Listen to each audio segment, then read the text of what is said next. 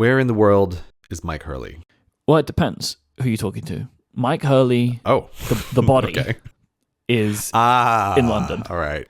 Right. Okay. Yeah, I know this. Myke Hurley, the kind of the general spirit and consciousness, is stuck somewhere over the Atlantic Ocean. Right.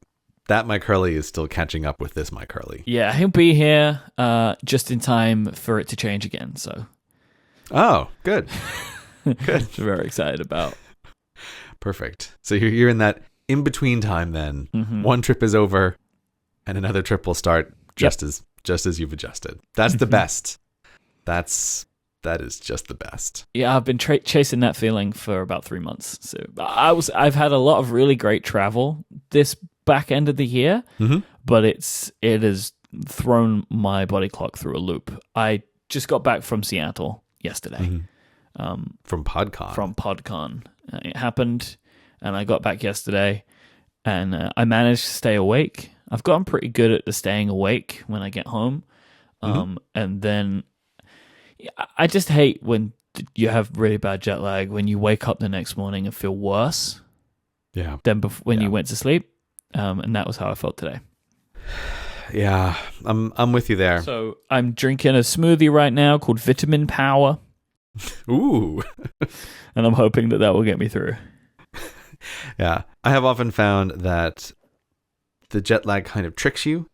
I'm often very optimistic the first day I get back. I feel like, I'm doing really well. But it's like, the jet lag is actually it's just winding up for day 2. When you're like, I feel terrible. Oh, it's day 2 your day? My worst is night 3. Night 3, I need to clear the schedule for day 4 because night 3 means Myke will not sleep. Yeah. That tends to be what happens to me. So I've got no sleep coming in a couple of days. So that'll be fun. This is the thing with travel, especially very long travel. Like if you're going from London to the West Coast and back again, it's really got to be worth it to do that trip. And you were going out to a PodCon, the first PodCon. No one had ever been to a PodCon before. Was it worth it, Myke? Was it worth the jet lag? Without a shadow of a doubt. Oh, great. Yeah, it was fantastic. I would do it again. I would do it again next week if there was one next week. I had such a good time at probably the best organized conference I've ever been to. Well, the Greens, they have some experience with organizing conferences. They know what's going on. They put a few together in their days. I've never been to Vidcon, but what I could feel was happening was Vidcon moved to Seattle. It was just an incredibly well-oiled machine. Everything was taken care of. Like every event that I had to go to, there was someone to take me there and pick me up. Like it was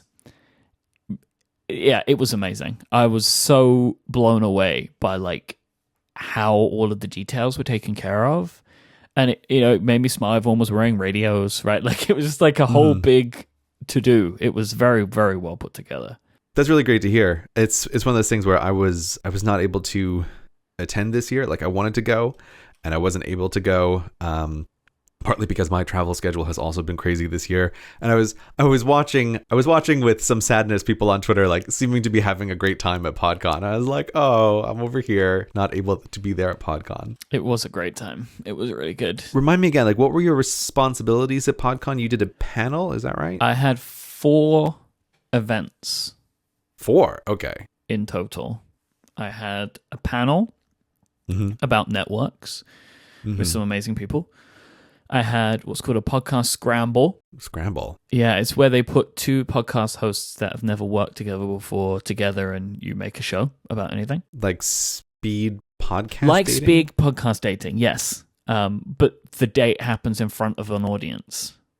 Okay. You have to do the podcast just live? Like what, just you have live. to do a 15-minute show? Yeah, it was a 25-minute show in front of an audience. Do you know who you're going to be scrambled with ahead of time? Yes, we knew vastly ahead of time, so we were able to put a plan together. Yeah, okay, I wouldn't do the other one because that sounds like hell. Yeah, I'm just trying to imagine what, like, maybe from an audience perspective, it would be amazing, right? To see 2 people walk out on stage who don't know that they're going to meet, and then the audience just screams, "Entertain us!" Right, and they have to do it. Like that could be great from a watching perspective for very many reasons. Would every one of these scrambles would be the same? How's PodCon for you? That's how every single one of them would go, right? That's how they would all start. How's your PodCon? No, that's not a podcast. Then you're just talking to the audience. It's a podcast if there's two people talking to each other. So the audience could yell at them and say, "No, you're breaking the rules. This isn't a podcast. This is just a show." I don't think I like the CGP Grey organized PodCon very much. Well, this is why I didn't and shouldn't organize any kind of conference. There are many things people don't want me to do. One of the things highest on that list almost certainly would be trying to organize any kind of conference. I'm always amazed at these things, and there is no ability for me to put this stuff together. So No. Okay, but so it was panel, scramble. What were the other two? Creator chat, which Creator chat. I believe is something that happens at VidCon.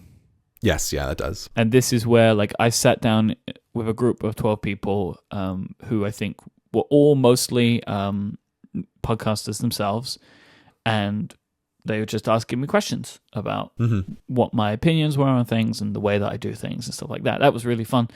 And then my signing was the fourth and final thing. The first three things all happened on Saturday, and my signing happened on Sunday, which was both a blessing and a curse, because I feel like Saturday lasted for 2 days, it felt like. But then I had the impending doom of the signing hanging over me until Sunday. The concern. The signing that you were going to bribe people to come to with your poster. Yeah. Okay. Well, tell us, Myke, how was the signing? The signing was very overwhelming for me. Okay. Because there were a lot of people there. I don't know exactly how many, but I know it was more than anybody was prepared for. Because we needed a second volunteer to come and help out. And also, I realized that I don't know how signings work. And I wasn't really sure what I was supposed to do. So, like, I had my box of posters under my arm, and I was standing behind a black curtain. Okay, they did that setup, right? Yeah, I know this setup. Yep, And I I've walked seen this through the curtain, and there were significantly more people sitting there than I expected. They made noises, and then I put the box down on the table, and I said hello, and didn't know what to do next. Right. And no one was there to tell me. So I sat down, and then the volunteer was like, because this is a great thing I didn't expect, which shows the organization happening behind the scenes. I expected to just see a line of people just lining up. But what they do is they sit everybody down in front of you, almost like audience style, and then bring people up line by line, and they just have one row lining up at a time. So it means the people that are waiting aren't just standing around, they're sitting down. It's like, that's a really smart way to do this. I just assumed that there would just be like a snaking line of people.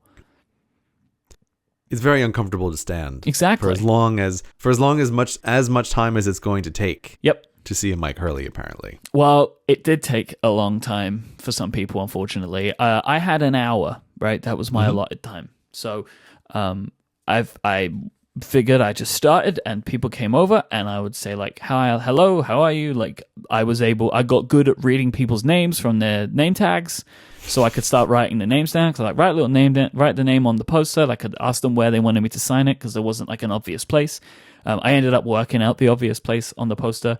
I'm going to put a link in, by the way, to the poster in the show notes. I'll talk about the poster again in a minute, but just so you can see it. And I was writing it kind of like around the chair. There's like a chair in the poster, and it's like a white space. I was writing it there, like, "Thanks so much for coming," blah, blah, blah. Saying to people like, how are you enjoying PodCon, that kind of thing. People would usually have something that they wanted to say to me. And that was great. So moving through people, I was having a great time. It felt really cool, taking some pictures. Then a little while goes by, I don't even check my watch. Like, I'm just completely focused on what's going on. Oh, yeah. You, Right? you don't have any time to check your watch in those kind of situations. So, like, I'm just going through these things, getting the posters out, signing it, like this. The volunteer comes up to me and she says, I just want to let you know that you've run through half of your time, but a quarter of the people. Oh, God. And I was like, oh, no. Oh, God. Okay. So I was like, right, okay then. So just tried to start speeding it up a little bit. And I was kind of getting to the point where, like, I figured, I think the thing that's taken me the longest amount of time is writing out an individual note on everyone's posters, which was what I wanted to do, but couldn't. So I was just like writing people's names down, signing it, taking pictures, that kind of thing. A little while passes more, and she comes up to me again. She's like, you're going to have to speed up because the McElroy brothers are next. Right? And, like, people are starting to arrive for their signing. Right. Of course. Right. And so then it's continuing to go through. And then I noticed something changed in the audience where, like, what was happening was people would come and then I would sign the poster. And if they wanted a picture, the volunteer would take the picture. So, like, beforehand, they would give her their phone. She would take the picture and go. Then I noticed something change where, like, other people in the line were taking pictures for them. And at first I thought, oh, these are just all friends. But then, like, that person would take, and then what I realized had happened is that the volunteer had said to people, you can choose something signed or a picture. Okay. So the attendees were going rogue and taking pictures for each other. Right. But, I like, see. The thing was, what ended up being the best move was to ask for the picture, because I was making sure every person left with a poster, because that was the deal we made, right? Yeah. Nobody knew this, but that was the deal that me and you, the listener, made. So, like, if they took it, I would just scribble my name on it and, like, just throw it at them. Right. I got through everybody. I thought I was going to die. And, like, the volunteer came up to me afterwards. She was like, thank you so much. You were amazing. And we were not expecting this amount of people. So, great. The bribery worked. Maybe a little too well. Maybe a little too. I would say, for me personally, it worked great because I didn't walk out to just 5 people who were my friends. Right. Oh, that was a great moment. There were, like, 5 of my friends were in the audience. And they all lined up. Basically, they came over, we just took a picture, and I told them to get the heck out of there. And, like, I could feel the happiness from the volunteer who was trying to deal with this as I knocked out half of a line in 2 seconds. Right. And then I just gave them their posters because they were just there for me in case nobody showed up, right? That was my backup plan. So the volunteer's thinking, oh, this guy's a real pro. He's going to get through this line in no time at all. Little did they know what was actually about to happen. Oh, yeah, I hadn't thought of it that way. Yeah, they're like, oh, man, this guy's great. He must do this all the time. Right? Right, like, because there's like, it's full, right? So they're like, well, if this is full, he must have done these before. But yeah. Turns out, and so no. that's why you didn't get a warning until half the time was gone, because they were thinking, oh, at any moment he's going to get back into the groove of it. And then there was panic slowly. There was no groove. Yeah, no groove. There was no groove.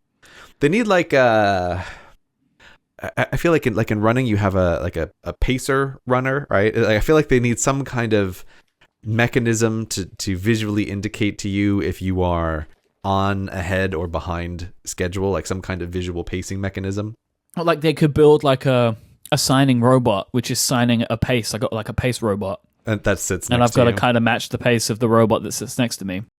Yeah, I think that would probably make it feel just as personal and non-mechanical to the people coming to see you for the signing. Maybe it's you. Maybe you're the pace robot. Don't drag me into this.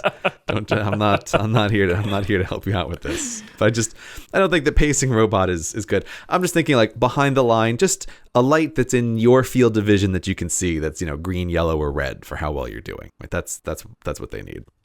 I want to get real for a second and just I want to thank everybody that did come to the signing. I think pretty much all of those people listened to Cortex. Everybody told me that they loved the show. And it was, Gray, a real life moment for me, honestly, because I wasn't expecting a lot. Oh, one thing I forgot to tell you. So I'm like in the kind of the green room getting ready to go.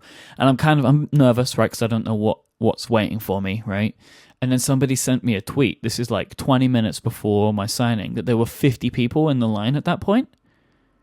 That made me feel very uncomfortable. I was like, I don't know what to do now. Because like at that point, that's already like maybe 10 times more people than I expected were going to be there. Right.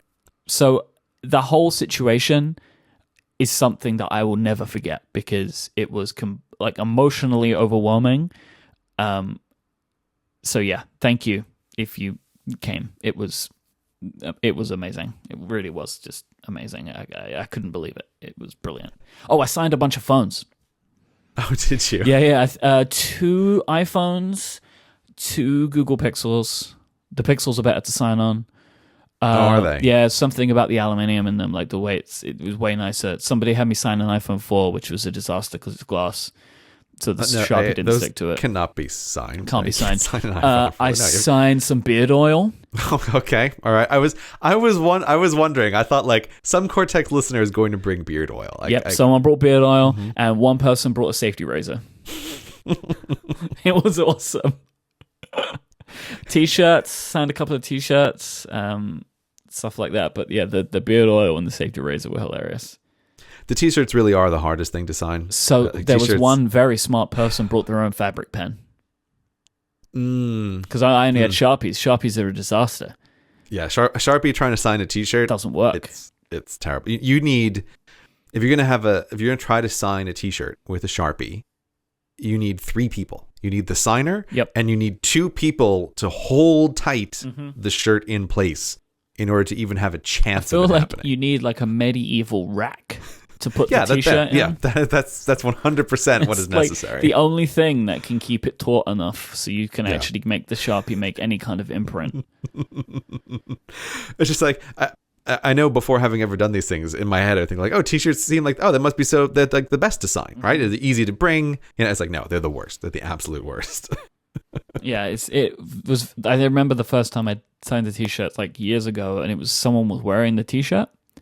It was a nightmare. It looks like it was signed by somebody who's never held a pen before. Right. It's just the worst. Just a bunch of horrible lines. I'm really glad to hear that the signing went well, and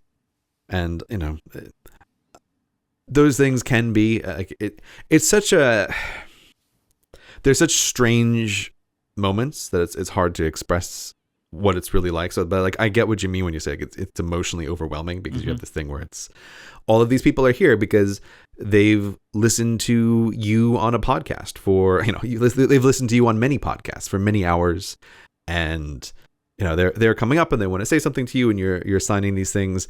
And then there is also like what makes it draining is there's a time constraint, or there's a number of people, and you want to make sure that everybody is as happy as you can possibly make them, but you also have these constraints in the world. Like it's a strange situation that can be overwhelming on a whole bunch of different levels. Did you have to do anything immediately after the signing, or could you go just collapse on the floor? No, I ended up being very happy that I only had that to do on Sunday. Yeah. Right? Like at first I was like, but like I was so busy on Saturday, but like no, I needed the rest of Sunday to just sit and just try and rebuild. Yep. There were 2 other things about PodCon that I wanted to mention. One was the feeling of the conference and the audience and the attendees. There was a feeling of just like niceness and warmth and like appreciation that I've never felt at any conference before. Everybody just seemed to be really nice and having a good time, and that was amazing. Do you think it was partly because I'm thinking we've been at WWDC together, and do you think that's just because like it's much smaller than WWDC is because WWDC is like last year in particular it's like, oh, the entire city of San Jose is now WWDC Disney, and like that's a very particular feeling, like an entire city has taken over a place. Like so, okay, so like what's the comparison in your mind between those two? There's no cynicism at PodCon. Right. Everyone's just super excited and happy to be there. And like at something like a WWDC, there is always a level of people, and I'm not talking about like if we do meetups or whatever, it's very similar to my experience at PodCon. But like the overall feeling of the conference, I've never felt something like this, where like everyone was like super happy. You know, there are a bunch of people in cosplay. There are like attendee generated meetups that were like official on the program. Whenever like anybody goes onto a stage, everyone goes crazy for them. Like there was just like a general feeling of like everyone that is there is super excited and happy to see the thing that they love. Where like at other conferences, there can be like apathy to people that are coming on the stage because you don't know who they are. Or like it's something like a WWDC, there's a real mix of like just general feelings towards what's happening at the conference. And that didn't feel like that with PodCon. So I guess you're saying that if they do it again next year, you'd go. 100%. That seems to be the conclusion. 100%. Because I also had the experience of being a fan myself, seeing some of my favorite podcasts. Like, there were podcasts that I adore that were on stage. And I got to sit in the audience and watch them. And it was fantastic. Like, I really, really enjoyed that. And it was all just in this one event. I would 100% go. And I would just say, nobody's asked me to say this, Gray. But it is possible still to sign up to get a remote attendee ticket, which is audio of panels and stuff like that. And I believe that the Podcast Scramble and the panel that I did about podcast networks will be available to people to listen to. I think the ticket's like $30 for the remote attendance. But there was a ton of fantastic panels across the whole weekend.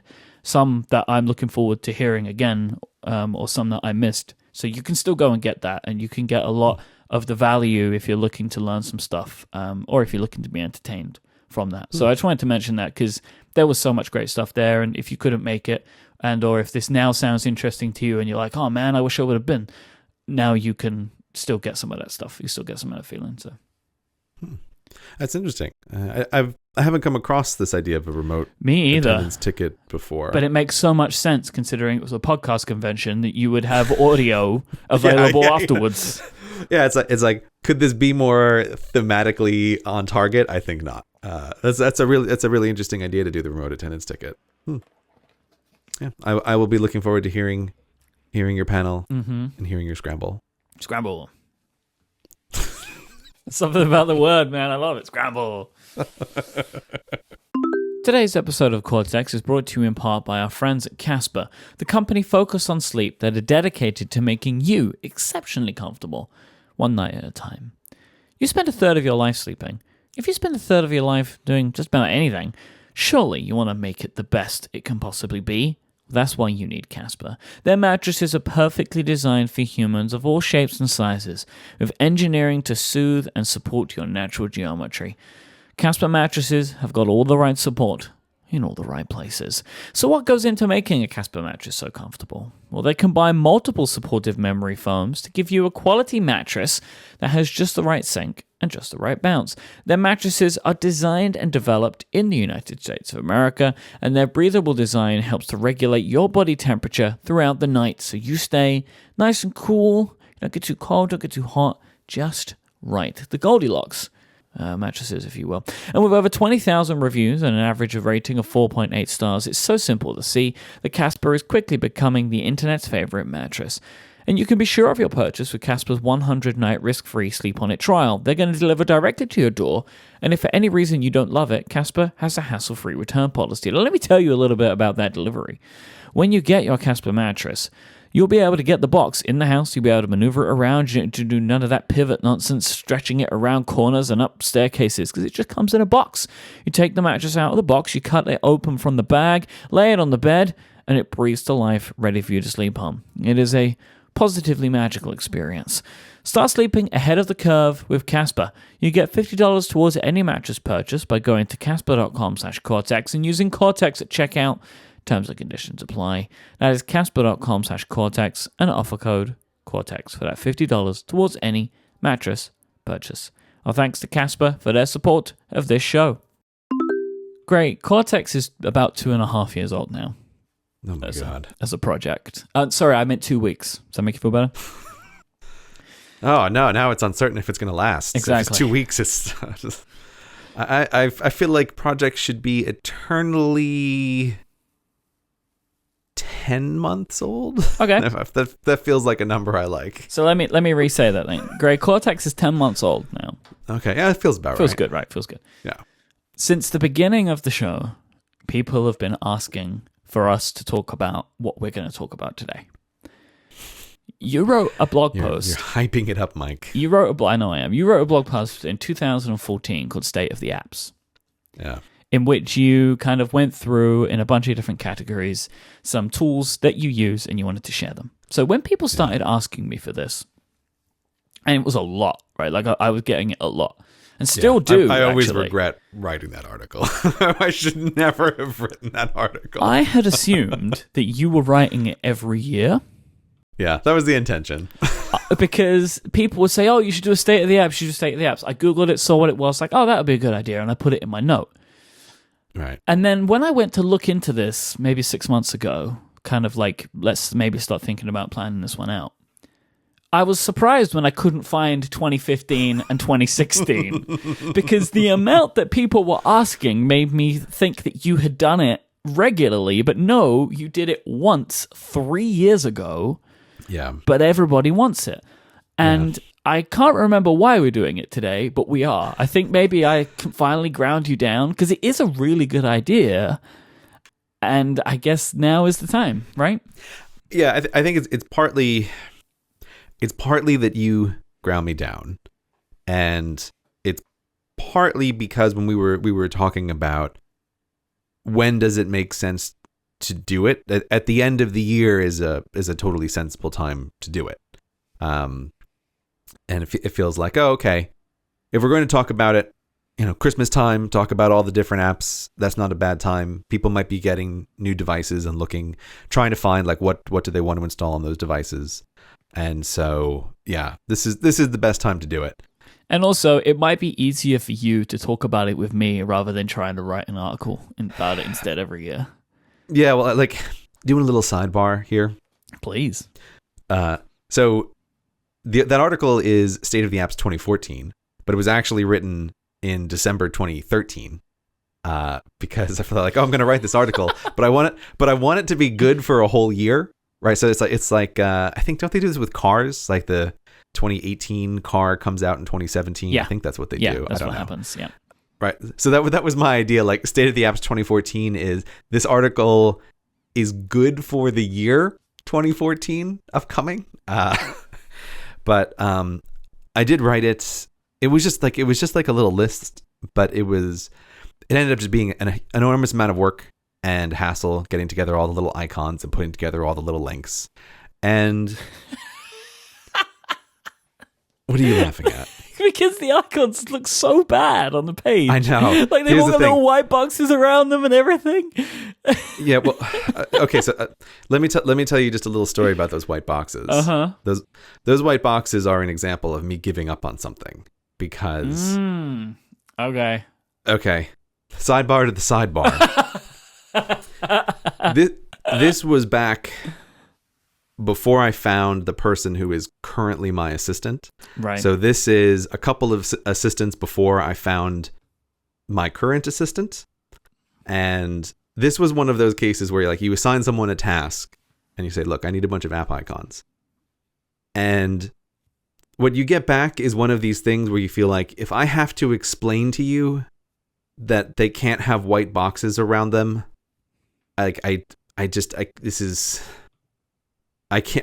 can't fix this. I don't care enough. I don't want to reassign this thing. Like, it was just whatever. I got this back. It's not what I wanted, but it's just done.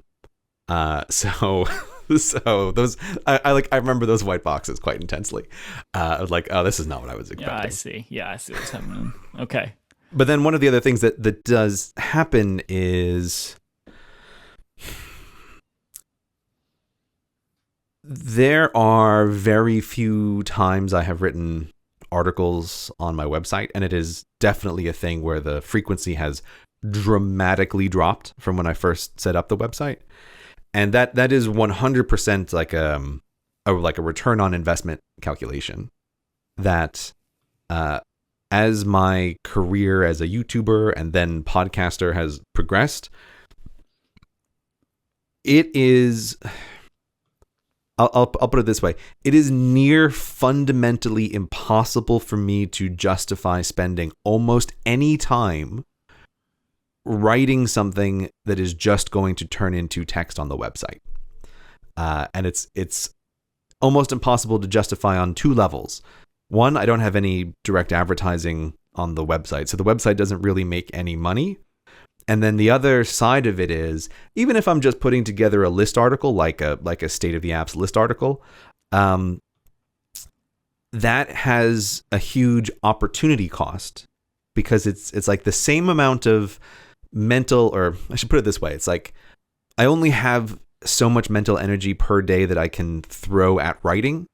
And so to spend that mental energy on the list article is like doubly insane, that there's no way it's going to make any revenue, and the opportunity cost is incredible. So that's partly why like articles have just disappeared from the repertoire of what are the things that I do. I just don't really do them anymore.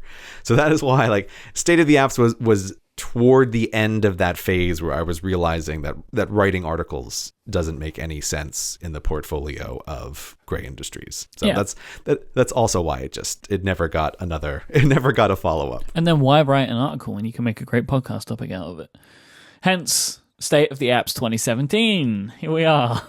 No, Myke, it's State of the Apps 2018. Right, yes. Right? How do you not understand? Yes. State of the Apps 2018. That's what this is. Well, I'm too deep in Upgradeys 2017 thinking right now. Okay, right, yes. That makes sense though, because it's the award for the previous year. Exactly. But see, if we put this podcast up with the title State of the Apps 2017, people won't be listening to it next Christmas. Yep. So State of the Apps 2018. You previously did this with a bunch of categories. And I've made a little note in our document of all the categories. But you've sent me a little mind map, and the categories are totally different.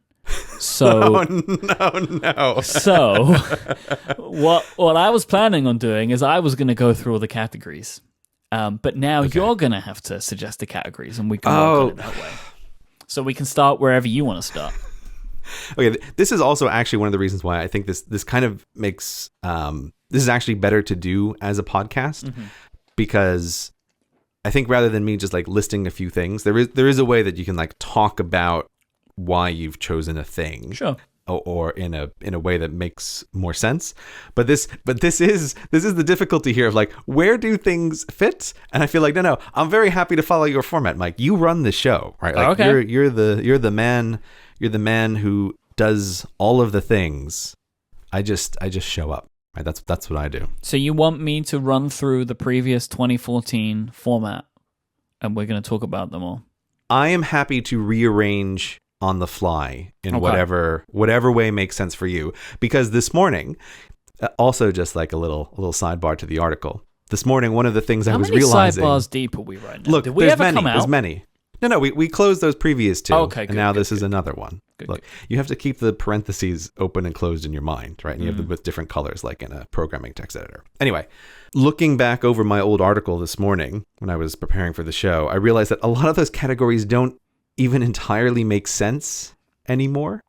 And part of it is recognizing like I have these overlapping fields of work that I didn't at that point. And I was really shocked to realize that article was written before I had done any podcasting at all. Oh, really? Yeah. This was prior to any podcast existing. And I was looking at some of my software choices, and I was like, oh my God, how did you do anything with that, buddy? Like, how were you putting together videos with GarageBand still? Like, I don't understand how Past Gray was doing that stuff. So the categories have sort of changed. So this morning I wasn't really sure how to arrange things in my little just making notes. So you lead, I will follow, Myke. So let's start in OG order with productivity. So what is some of your app picks for productivity? Because I think something that maybe didn't exist and does exist now, I know it's in my kind of list for stuff, and I can see that you have some things like this too, have services as well as apps. And I think that is just a change from 2013 to now, is that there are a lot more services that exist. Yeah, this is definitely a thing, is recognizing services exist. Okay, so on that note, the big productivity service and the thing that has made a really big difference to me this year, and I think I'm going to touch on a little bit more in our next episode where we plan to talk about our year themes. Oh no, don't tell people. Well, that's not a very great thing to do, right? No, like, what if something changes? I'm pinning you down, Myke. Okay. The next episode, year themes. All right. But a service related to that, the biggest thing that I've spent the most time on this past year is by far and away Toggl, which is the time tracking service. And 10,000 people just stopped listening. Bye, everyone. I don't know why you said that, Myke. Everybody likes the time tracking conversations. I don't know what you're talking about. But yeah, by far and away, it's like, is Toggl an app? No, it's not really an app. But it's a service that you can use in a bunch of different ways from a bunch of different places to keep track of time tracking. Yeah, they have an iPhone app that isn't horrific now. They have an okay iPhone app, but it's only on the iPhone. Both me and you still use it with some workflow triggers that we set up. Yeah, that's exactly the way I would describe it too. Is that their iPhone app is okay. It's serviceable. Their web app is vastly better. Like using Toggle's website is way better than using their app, even on an iPhone. Oh yeah, without a doubt. That's definitely the case. But yeah, so that is just a big overarching umbrella under which a lot of this other stuff falls, is that throughout the past year, I have gotten better and better and better at nearly constantly running a Toggl timer in the background when I'm awake. And then that obviously connects into these things you just mentioned there, is like, how do I do that? I'm using Workflow as like a custom interface on top of Toggl, so that I can have preset timers turn on just by pressing a single button. So I don't need to fiddle with their app. I don't need to fiddle with the website. And I think if there was some kind of frequency tracker for how often you launch an app, my Workflow that I save on my phone to start picking Toggl timers to start, that has got to be my most opened app by 2 orders of magnitude compared to anything else on my phone by far. So I would say those are the big ones for me this year in productivity. I would say without a doubt it's the same. For me to achieve my year of less, I started time tracking, and time tracking is a habit for me now. I recognize this the most when I travel, because when I travel, even if I'm working, I tend not to time track. Yeah, it's really hard to do when you're traveling. But the reason that I know this has worked is immediately when I come home, I start again. Mm-hmm. You know, it's not that like I'm away for a couple of weeks, come home, and then I've just fell out of the habit of it.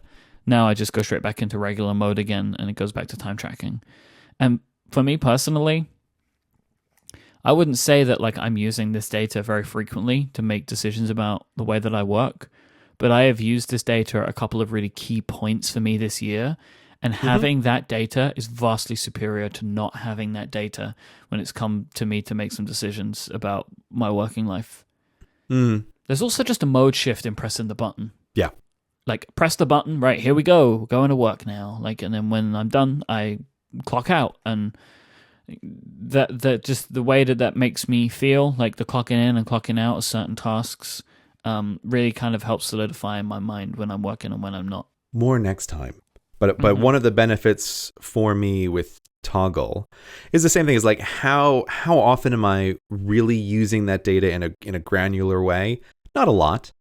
But what is mentally helpful is simply knowing that somewhere there's a clock running makes me more conscious of what I'm doing in any particular moment. And it makes me more intentional in the decisions that I'm making about how I'm spending my time. And for that alone, I think it's a really great improvement, and the biggest deal and biggest difference by far in the productivity category for me. I also switched to Todoist this year for my my task management tool, and I've been very happy with Todoist. It gives me basically everything that I needed from OmniFocus, and the things that OmniFocus has that Todoist doesn't have ended up not being deal breakers for me at all. But the thing that I wanted is the thing that I got, which is the ability for other applications and services to be able to read and write to my task manager. That has been great for me. And I've been very happy and continue to explore ways to do this because it's enabling me to not have to remember everything. That not every entry that goes into my task manager has to come from me remembering to put a thing in it. Sometimes things just appear in it on their own, and I find great comfort in that. How much do you use their shared features? Like, are you using that with Relay or with anybody else? 0. Okay, so you're using it as a personal I mostly task don't manager. like the idea of somebody being, like a person, being able to add and remove tasks from lists. I just personally like to put it in myself and assume that the other person will do the same. I've played around with it a little bit, and ultimately, I don't like all that stuff being in the same place. My to-do app is like a fortress. Yeah. Right. Okay. And there's one tunnel which is for web services, and that's the only tunnel. I think it was at your urging I tried Todoist, and for me, it has fallen into the exact opposite role, which is that it is purely for shared tasks, and I don't use it at all for an individual. So this is the program that is used between my assistant and I. And even there, it's interesting to see that what has happened is it's not like it is it's not used on like a daily basis of checking in things and being constantly updated, but we have ended up using it like a record of what are the active projects to review every once in a while. So it's acting like it's a placeholder for what are the things that are going on. But it's clearly not being used by either of us as like the busy daily thing. And like on her end, she has her own system that she's actually using for her task management personally, in the same way that I am using my own stuff for my personal things. But this is just like where are we on a very high level on various projects like that. That's what has ended up happening with Todoist for me. So you actually using a task manager again?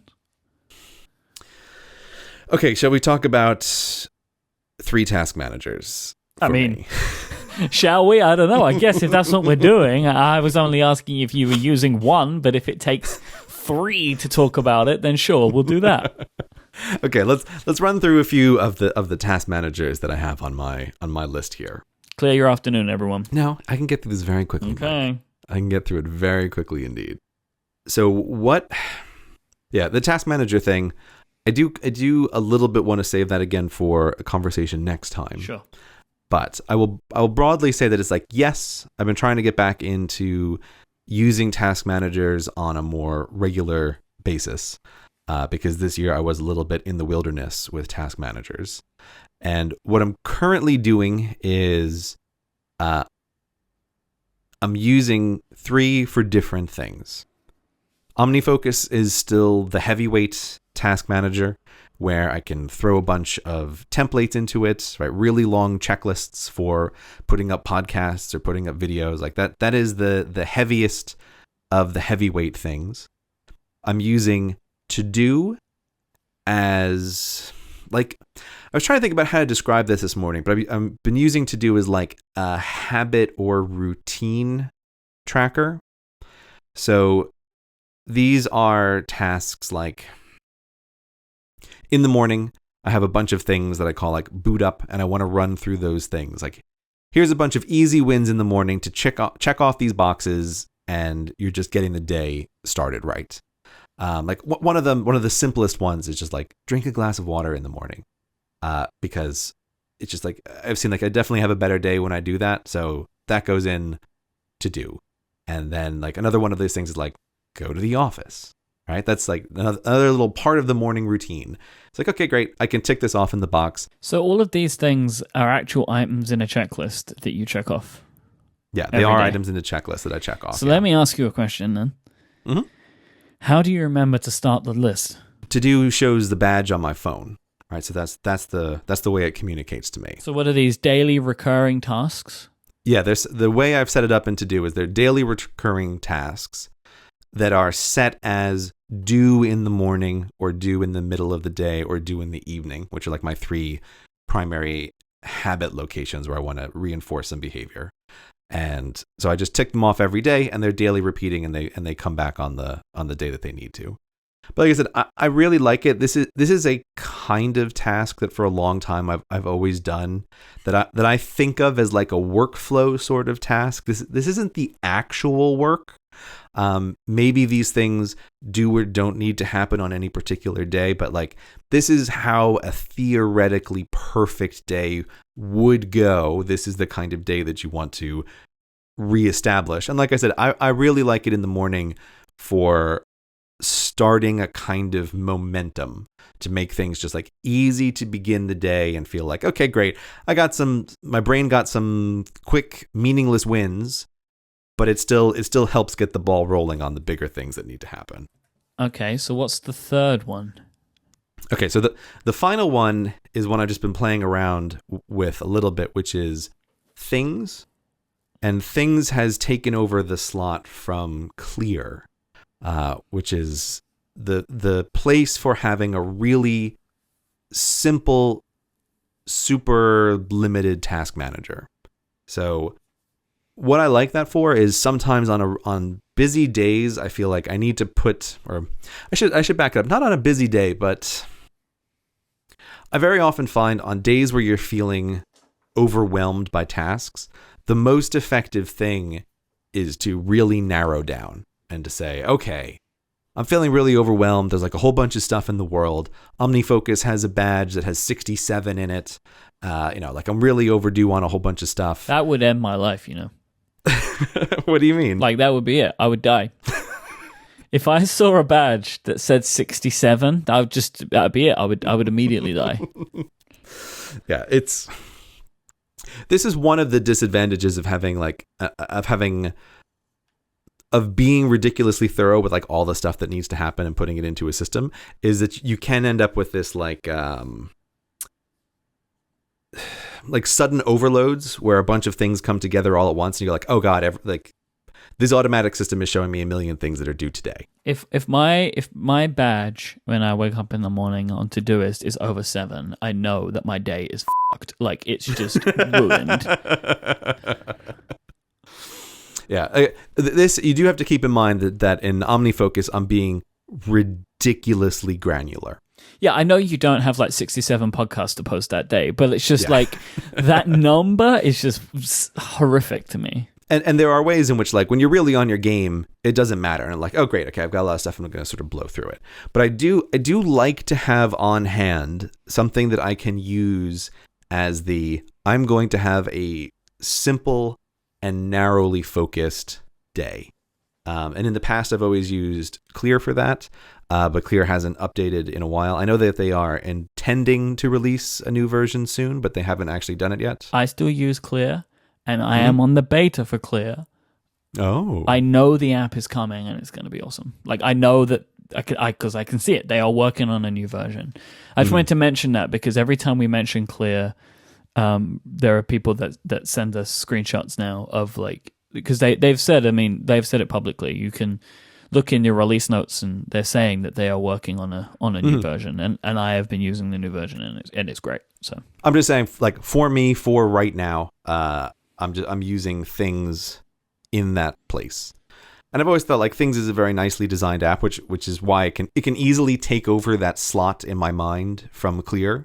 Whereas like the thing that I liked in Clear is like it's simple and it's nicely designed, and Things fills that same role. Like it's simple and it's nicely designed, and it's very easy to say on Things, okay, here are 4 things that if I do today, I'll feel like it was a great day, and I'm just going to have a day where I'm focused more narrowly on what's occurring. So those are the ways in my mind that I use these different task managers, from like lightest weight things to heaviest weight OmniFocus. And that's currently what I'm using with those.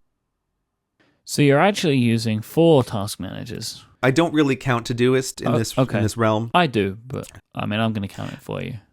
Yeah, the reason that I don't is in my mind, like Todoist could easily be replaced by a Google Doc, like a shared Google Doc with some bullet points on it. Yeah, but like things could just be reminders or like a piece of paper. Yeah. I see what you're saying there. I guess it's just like anything could be anything if we tried. Like, this could be distributed as an audio cassette. Exactly. I guess. But so there are 4 task managers that are in use.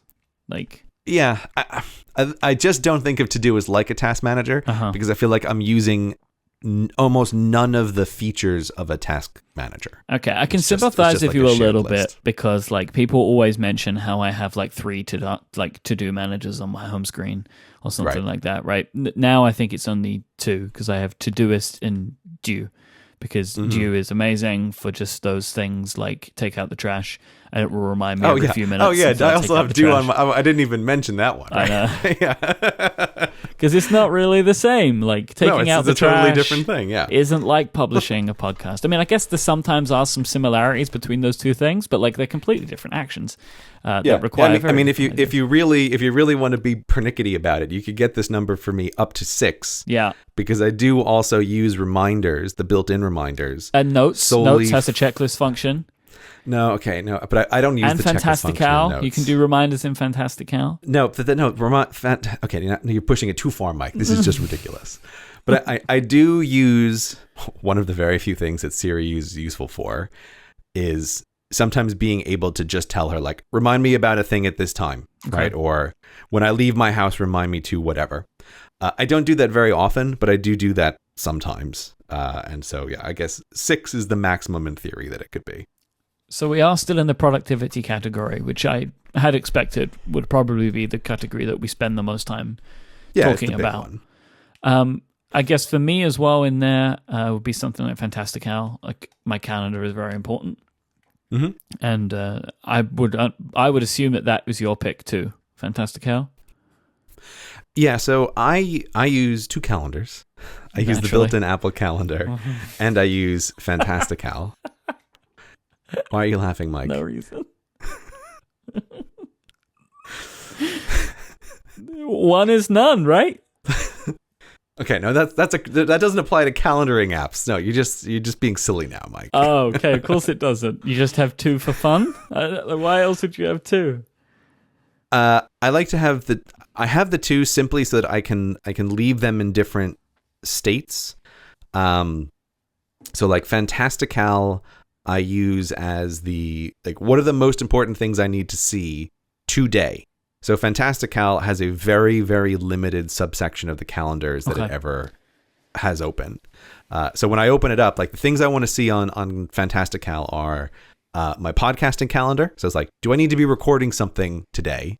The social calendar that's shared with my wife. Like, am I supposed to be at some dinner party I didn't remember until the last possible second? Right? It's like, okay, yeah, that'll be there. And I have my own calendar that I call Changes, which is essentially anything that I need to know about on the day that's different from normal. So like meetings or like any place that I need to be, that's going to be there. So what I like to have is Fantastical is just those. And the place I actually use it the most is their little widget on the phone, so that I can swipe over into the widget area and just really quickly, this is actually one of my little like morning routine things, is check the calendar just to see if there's anything you've totally forgotten about today. And that is all I want to see. Whereas the regular built-in Apple Calendar, there I have a whole bunch of other things that like none of them are urgent, but if I'm planning my year, like I want to see a bunch of different things. But so Fantastical I use is just a fast way to access the most important subset of the calendars that I want to take a look at. how many calendars do you have, Myke? Just Fantastical? Just the one? Yeah, I mean, the Apple calendar is installed on my device. Right, yeah. We're only talking about the things you use, though. But yeah, I don't use it for anything. I just use Fantastical. One thing that Fantastical on the Mac has, which I wish they would bring to the iPhone version, is the idea of calendar sets. Yeah, it's really nice. Yeah. I wish that they would do that as well. So you can switch modes between I want to have 2 sets and they have 3 different calendars in each. So you could build that system in there if you wanted to, where you have the one that you have all the time, but then when you want to see everything, you just change set and you get everything. Which I like to use this on the Mac because there are some calendars that I only need access to input stuff. I never need to see them because they're triggering things, we broadcast shows live a lot at Relay FM, and we have a public-facing live calendar. So if I change the time of a recording that I'm doing, I also have to change it on the live calendar as well.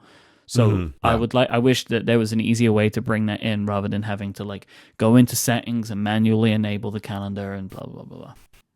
Yeah, no, that is a really nice feature. And especially if you're in a situation where you're working with other people and you need to have shared calendars that you might not need to be thinking about in all different situations.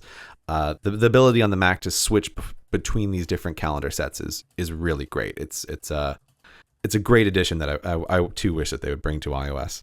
Yeah, for sure.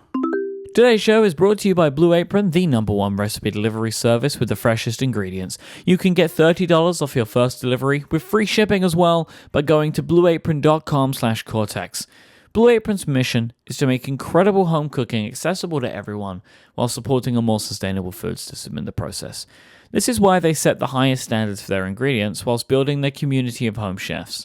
For less than $10 a meal, Blue Apron will deliver seasonal recipes with fresh, high-quality ingredients to you at home, so you'll be able to make delicious home-cooked meals in 45 minutes or less.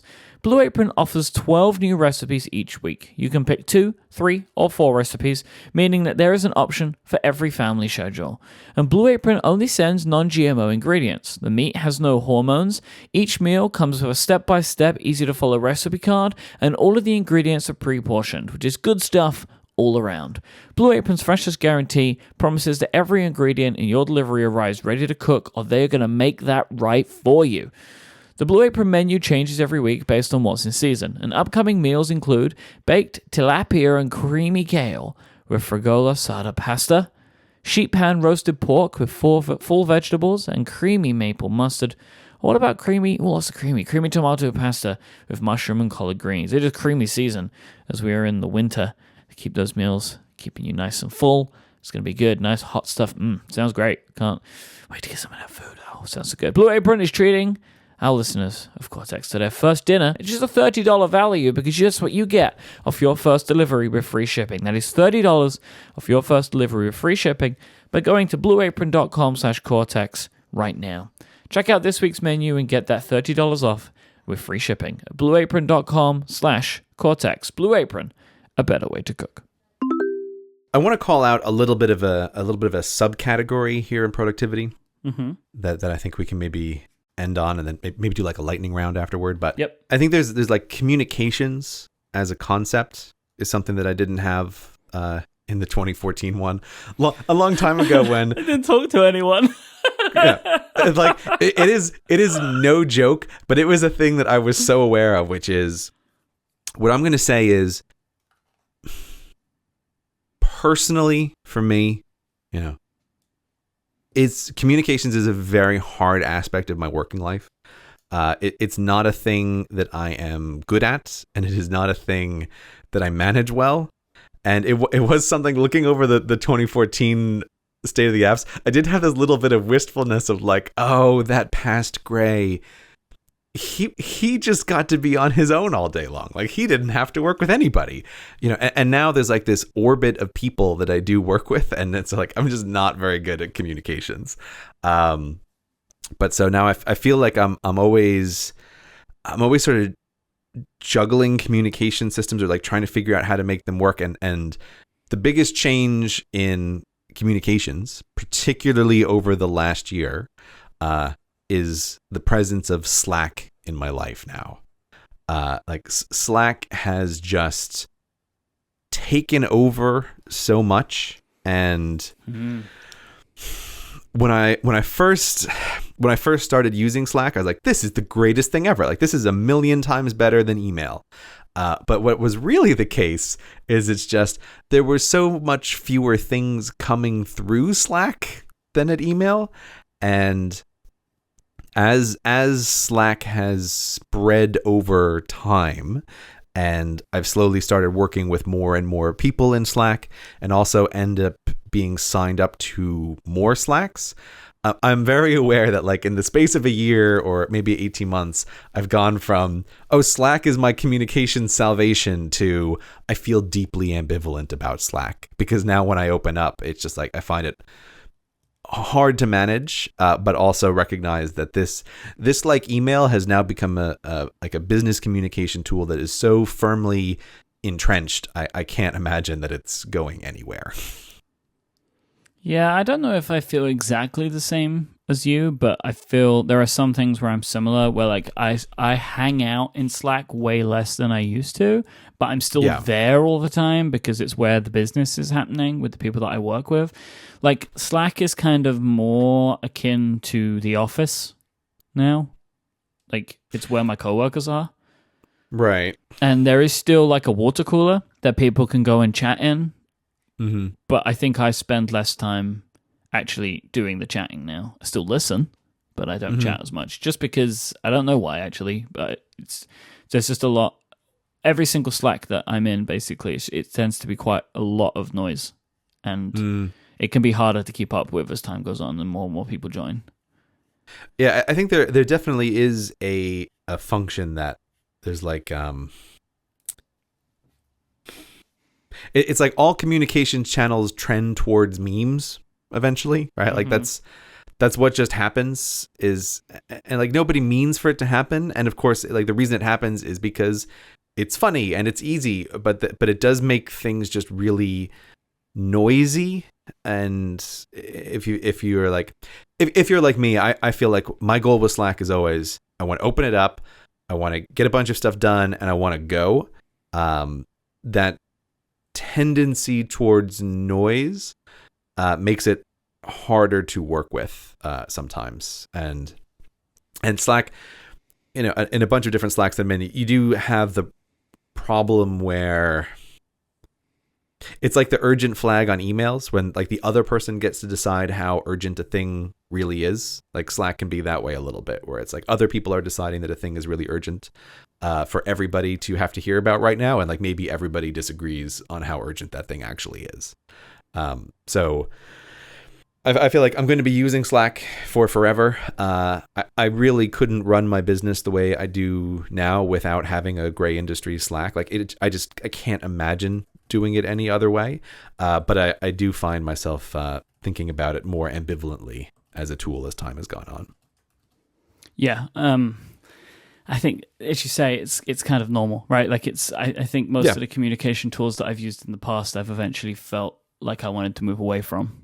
And then new ones it's like pop social up. networks in a way, right? That's what it's I'm like, thinking of exactly. Is like social networks. Eventually, I always want to find a replacement for this, which is better than the current one.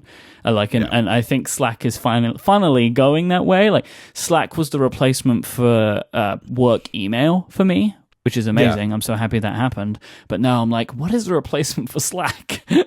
There isn't one. I've been thinking about that, and it is fascinating though, where it's like, we've talked about email on this show very many times, and I am aware that in my life, in all realistic ways, it's almost like email has completely disappeared for me. It's like I almost never even open email, and I almost never look at it, because again, 95% of what is important and matters is coming to me through Slack. So Slack has just absorbed all of that. Yeah. Which I never would have expected. So do you want to do a lightning round? Okay, yeah. How are we going to do this? I don't understand these rules. Do you want to just do one? I say one, you say one, and then we'll just okay, sure, go. Quick. You say one. We have a little explanation. Pick one. What do you like? All right, one password, because it's where all the passwords go, and I now have like team stuff set up, and it's awesome. Numbers. Absolutely love it as a spreadsheet because it is less powerful than Excel, but a million times more beautiful than Excel. And the way you can arrange tables just fits with my brain better. So Numbers is where all my spreadsheets live. In a similar vein, I love Numbers for stuff that's just for me, but if anybody else is involved, it's Google Docs and Google Sheets. Nobody has collaboration tools like Google does, and the Docs and Sheets programs are the best in class, even if they can be frustrating. Yeah, 100%. Nobody does collaboration like Google. Next one up, I got to give all credit to Federico Vitici for recommending this to me, which is a service, Brain.fm, which is, I'm going to say music, but not exactly music to listen to while you're working. I listen to a single song on repeat a lot when I'm writing, but Brain.fm, I really like bringing this into my life because sometimes I don't have a song that I'm listening to on repeat, and now Brain.fm is an easy decision to just be like, I don't know what song I'm going to listen to. I'm just going to open Brain.fm and just let it play. And I love it. It's a great addition to the background sounds in my life. Airmail. Oh, Airmail. It's my email app. It's my favorite email app, even though it upsets people. I love it. Last one for me, I'm going to mention Anti-RSI, which I was still using in 2014. If you're on a Mac all day, you want a computer to remind you to take little breaks so that you can try to manage your RSI. And Anti-RSI is still the one that I like the best. I think it's the simplest, and it does the best job of reminding you to take little breaks and to take big breaks at regular intervals. If you're on a Mac all day. I'm just saying, yeah, if you're on a Mac all day. What happened to you? It's, are we talking about me? I'm talking to the people. Last one I'm going to recommend is a tool that very few people are going to need, but I do use it and love it, and it's called Pipedrive, and it's like a sales management tool. Oh God, that sounds very businessy. It is incredible. It's the most businessy app that I use. It's like a contact relationship management tool and like a sales funnel tool. We used to use Trello for this, and we outgrew Trello.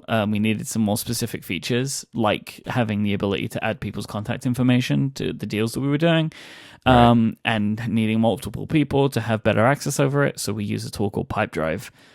It is, without a shadow of a doubt, the most businessy thing that I use. I almost feel a little bit uncomfortable every time I open it. Sales funnels. Everybody loves sales funnels. Mm-hmm. So next up is writing. This is the exciting part. So what writing tools are you using now? Okay. Huge change. Absolutely love. My main writing app now is Ulysses. And Ulysses is just amazing. And it took me a really long time to get into it because it has a very, very different way of organizing what you're working on. And it was that different method that kept me away from it for a long time, where I thought, like, I don't need your rethinking of how writing on pages works, Ulysses. But they are totally right. And they have this concept where you don't have pages. They have these little things that are called sheets. And a sheet can be as long or as short as you want it to be. But the killer feature is you can glue a bunch of sheets together so that it looks like it's a page, but it remains easy to rearrange. So in a practical example, like right now I'm working on another Q&A script, for a Q&A video. And so I can have each question and answer be a single sheet.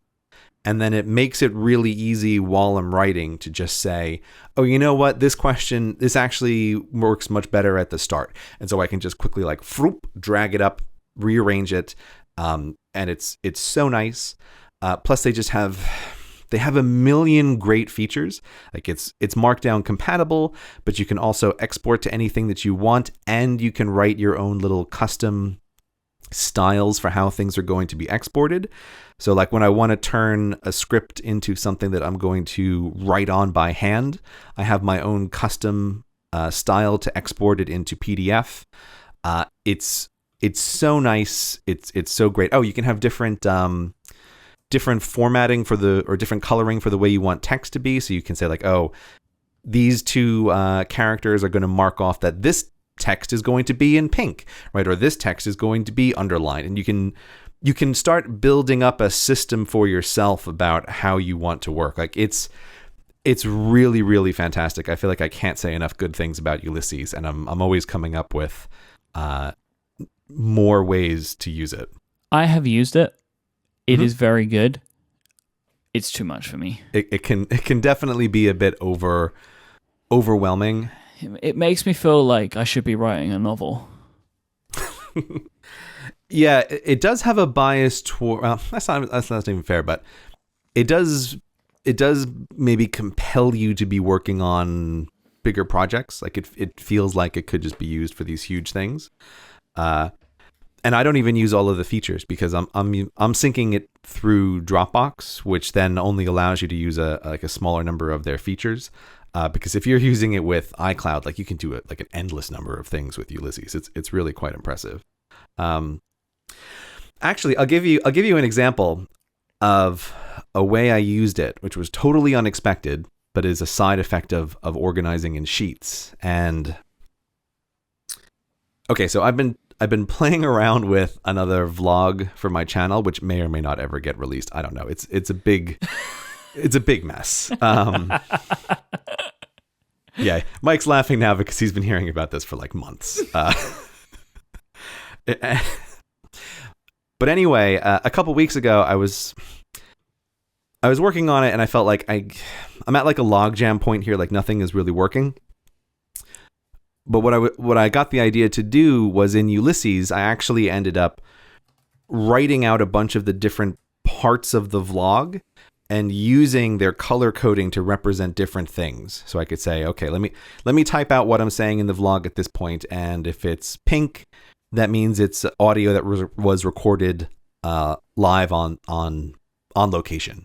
And if it's green, here's something that I want like future Gray to be saying. And if it's blue, here's something that somebody else was saying. And then if it's like another color, it's an indication of what's going to happen in the scene. My word. Yeah, well, it was an interesting thing to do because I wrote it out, which one just made me think a little bit more about what the structure is going to be. But then because you have these sheets, it's like each sheet was like a little subsection of a scene. And it ended up being a situation where I realized, oh, this is much easier to think about the vlog at a very high level because now I can rearrange where these things go without just having to watch a whole bunch of footage over and over again that maybe I'll use or maybe I won't use. So it just ended up being like, oh, this is turned into a text-based storyboarding tool. So it was an interesting thing to have done, and it really helped me a couple weeks ago realize a bunch of stuff that doesn't need to be included and a couple of things that should go in different spots. Like it's much more obvious looking at it that way. So even if you're not writing, there may be other places where the ability to rearrange text is very valuable. And so Ulysses is just like that is its real strong suit. For any type of writing that I do, which is like longer than a message to someone, I'm probably, or if it's not going in notes, and I'm going to get to notes later for what its purpose is. For me, it would be Bear is where I do this type of stuff. Bear is great. Yeah, Bear is a really, really nice app that does a great job with like Markdown. So if I'm writing like a blog post or something like that, then it would go in Bear. It's really, really nice for it. And I have used their organizational features. They have a great tagging system and stuff like that. I haven't gone too deep into that because I started doing it and then realized that I never ever needed it. Like I was tagging everything I was writing in Bear, then realizing that I just never needed the tags. Because I could just search if I needed anything.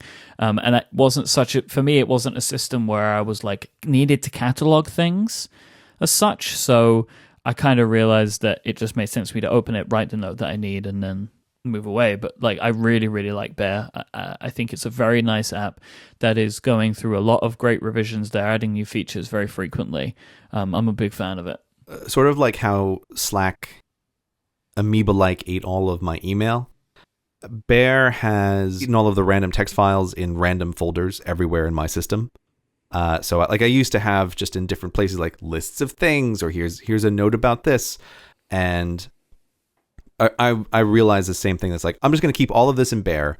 And if it's a list of anything or a note on almost anything, I can just search for it in Bear fast enough and pull it up. And I really like it. It's a great app. It's a really beautifully designed app as well. And it syncs quickly and reliably. So yeah, I have a ton of stuff in Bear, and I highly recommend it as well. And then obviously I use my Apple Pencil to take notes every now and then. And there are two apps that I really like to do that with, and it's GoodNotes and Notability. I kind of use them both for different things. I find GoodNotes to be really good for marking up PDFs and stuff like that. But if I'm taking notes, I actually prefer Notability for it. In the past, at least initially, I found Notability's Apple Pencil support to be better. I really like the way you can move things around, and it's also GoodNotes sometimes overwhelms me with how much it does, and Notability feels much more focused when I'm in it. It's funny. I feel the exact reverse. I feel like Notability has all of this stuff, and GoodNotes is relatively straightforward. But I think it's also just like I have spent an enormous amount of time in GoodNotes. Like I really like that. You know that at back and front, like it was in the 2014 list. Yeah, that was surprising to see. I didn't even realize it was that old. So I think that is a case of like long time familiarity with the app has just made it to me like it's indistinguishable from using a legal pad and a pen for me at this point. So I absolutely love GoodNotes, and I really like it. That's all I have for writing. I don't know if you have anything else. I mean, you know, this is where I can just mention Evernote. It's sort of like, you know, it's still there. That goes in the writing column? Well, you know, I use it for research and stuff. It's just like there.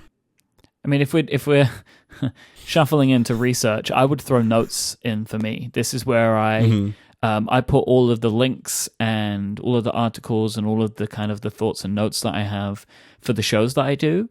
As I'm just going through the week, and then either the day before or the day of the show that's recording, I will then go into Google Docs and transfer that stuff out and plan out the shows in more depth. But everything that I'm saving in the weeks between each show is all going into the Apple Notes app. It's a very good app. It got a little bit not flaky, it got a little bit weird in some places in iOS 11 with the way that it saves some links that you put into it. But I never have data loss, and you know, it's not that kind of weirdness. It's just sometimes things move around in a strange way. But the share extensions and all that stuff remain completely rock solid for me. And I love it. Bear has a really fantastic share extension too. But it can get kind of weird with sync conflicts, so I try and not put stuff like that in it. Interesting. Yeah, I'm still using Notes in the way I described a while back, which is like just as a place to jot down stuff that I'll figure out later where it goes. So Notes is a very temporary place for me, and Bear is the place where structured long-term lists live. Like if I'm thinking about something for Cortex, I'll often write it down in Bear and then transfer it over to the Google Doc later. Okay, so it's a similar usage, really. Yeah. So video production. I mean, all I have to say on this is Final Cut. Yeah. I have Final Cut to say as well, but I feel like I need to get something on the record with Final Cut, which is that this year I did make an attempt to learn Adobe Premiere. Oh, I forgot about that. Yeah, there was a time where you were threatening to move to Audition on me. Yeah, I was investigating the Adobe suite, and I sunk a lot of hours into learning Premiere, and I got to the point where I could put together a video in Premiere. Like I got far enough along, and I felt like this is not for me. I don't like Premiere. I don't like the way it works. Final Cut Pro just works with my brain, and I'm really glad I put in all of those hours with Premiere, because I feel like I appreciate Final Cut Pro so much more. Like I appreciate it 100 times more after using Premiere than I did before. So I feel like Final Cut, you're amazing. I'm sorry I looked elsewhere for a little while. You're the only one for me, I promise. Yeah, that's exactly it. Like, you're the only one for me. All of your features that are amazing, I was just taking for granted. And like, I super appreciate Final Cut Pro. I may hold it up as one of the the best applications on any platform that Apple has ever All made. right. You're Like, it's just overselling great. it now. No, It's going to it's forgive fantastic. you. It's okay. No, I don't need forgiveness. Like, we're getting along just great. But yeah, so not only do I use Final Cut Pro, I really love Final Cut Pro. Now, I mean, what about animation tools? Do you still use any? So at this point, everything that was my animation tool creation stuff, like that has essentially 98% been outsourced at this point. So I'm working with my animator, and he is doing essentially all of the animation at this stage. So a lot of my concerns about vector tools on different platforms, they just do not exist as concerns anymore for me, which is a huge actually quality of life improvement. Not having to worry about that stuff. So is there anything else in the video production category? So there's only one other thing in the video production category that I'll recommend, which is an iPhone app called Filmic Pro, which is, if you're ever going to try to be shooting video, say you're trying to walk down a street in Las Vegas and you want to film a montage, this is a little manual camera app, a video camera app for the phone, which just has 1 million features, but there's really only 2 things that I use in it that I really like, and it's the ability to set a point on the screen for where you want the focus and where you want the exposure to be set. So you can say, like, I'm walking down the street, but I want the focus to be on the sidewalk, but I want the exposure to be set against the sky, right? So you can manually say, this is how it's supposed to look. Whereas with the regular iPhone camera, like the iPhone does a great job of automatically figuring it out for you, but sometimes you do want to be able to manually set that. And then the other thing that I like, which is just a little detail, but with Filmic Pro, you can tell it which microphone it should be recording the audio from. And just as a little trick, like for a lot of Las Vegas stuff and for some vlog stuff, you can tell it to use the microphone that is facing you while you're recording the stuff that's in front of you. Oh man, that's amazing. Yeah, it's really great. And you can save it as a little preset. So you can open up Filmic Pro, and so it will be using the microphone at the bottom of the phone to record you talking while you're looking at the screen and filming the thing that you're looking at. So I really like that if you're just trying to capture any kind of video on your phone, and that's the thing that you're using. So highly recommend it. It's a great little app. It's a pro tip. It's an app recommendation. What about reading? I have absolutely 0 in this category. Well, you don't read, Myke. Exactly. So I will have no reading recommendation. I'll recommend the Kindle. Is the Kindle an app? It's a physical device. Is this too far? Is that state of the apps? The Kindle is an app. Are you recommending the Kindle app? Well, I mean, I'll recommend the Kindle app if you have to. I'll recommend a physical Kindle as better now that they've fixed all of their software problems. And if you install the Kindle app on your phone, I recommend that you create a workflow to launch it so that you don't have to look at its icon, which is improved, but still not good. So yeah, I'll recommend Kindle in terms of reading. Oh, and of course, I'll still recommend Instapaper for articles and stuff. Like if I'm saving articles, I'll still throw them into Instapaper. So those are the reading apps that I use. Okay. Was reading a category on my old? Yes. Wow. Okay. That's what funny. was in the original was Instapaper and Kindle. So you're a creature of habit. You got that. Well, I think what actually happened is we went far away and then came back. Right. It was so long that we've actually gone full circle. Yeah, because you've definitely used other stuff, right? I bet you had a Pocket phase and you had an iBooks phase. I had a Pocket phase, and the iBooks phase wasn't a phase. iBooks was a state of life for a very long period of time. Mm-hmm. So it may actually be that like right after I wrote that article, I switched away from Kindle, and I have only just recently switched back. Also, you can't recommend the physical Kindle for fear that this ends up becoming a gift guide episode. You have to be real careful. We have to like skirt around the gift guide. Yeah, no, it's not a gift guide. Not a gift guide. It's a state of the apps. But a Kindle would make a fantastic Christmas present. Yeah, it's not a gift guide, but I will recommend this for one gift. I don't think one gift is a guide. No, it's not. No. Watching is the next category. Why did I have watching as a category? What was past me thinking about? I don't get this. I think we're just going to roll this up into media, right? For some reason, you included Feedly and Pocket in your watching, which seemed like really strange recommendations. I remember that. Because one is an RSS reading app, and one is a read it later app. No, but here's what I was doing, Myke. I was trying to force the YouTube subscription service into being the way I wanted it to be.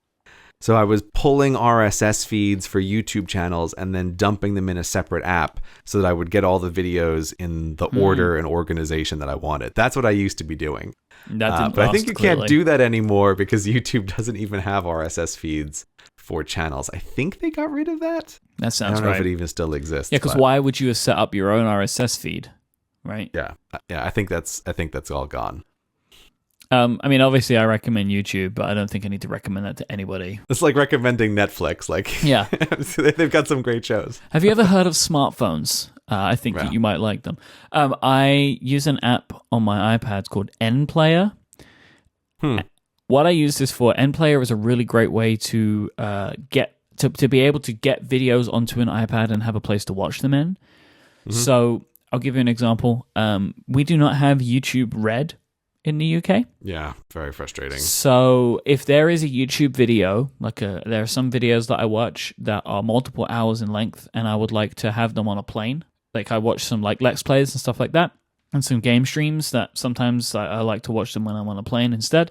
I use Workflow to download the YouTube video. Okay, right. And then I save it out to NPlayer. That's clever. And so that's a good way of doing it. I actually don't know if I can share the YouTube Workflow. They exist on the internet. I don't think you should do that. You can find them potentially, but that's something that I do. Well, there is a way to fix this, YouTube.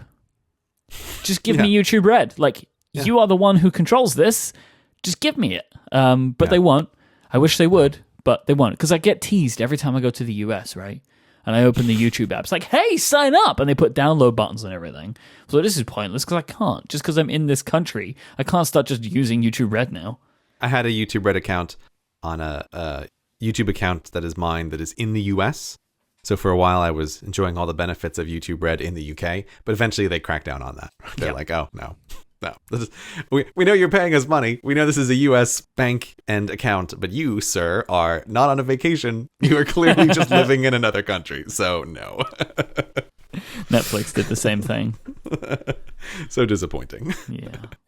Today's episode of Cortex is also brought to you by Squarespace. Use the offer code Cortex at checkout and you will get 10% off your first purchase. Make your next move with Squarespace.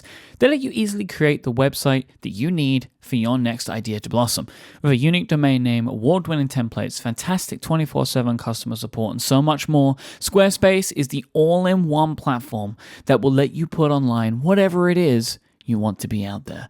Whether you want to create a blog, portfolio, an online store, a site for your business, a site for your band, even just a website to talk about your favorite apps, Squarespace have got everything you need. There's nothing to install, there are no patches to worry about, no upgrades needed. You don't have to worry about any of that stuff. Squarespace have got you covered. Just get Squarespace, nothing to worry about.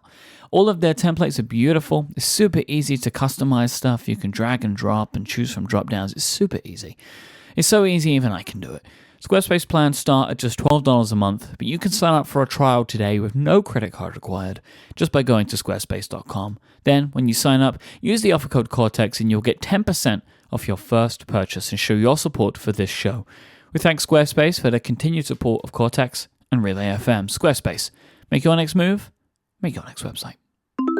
Listening. I feel like we need a little disclaimer here because I'm about to recommend Overcast as the only podcast app that you should use. But I feel like we need to say, we know Marco, who makes Overcast. So just need to put that on the record there. But I really do think Overcast is the best podcast app. And it's largely because of the two things. It's the smart speed feature, which cuts out a lot of the gaps in less edited podcasts. And it's also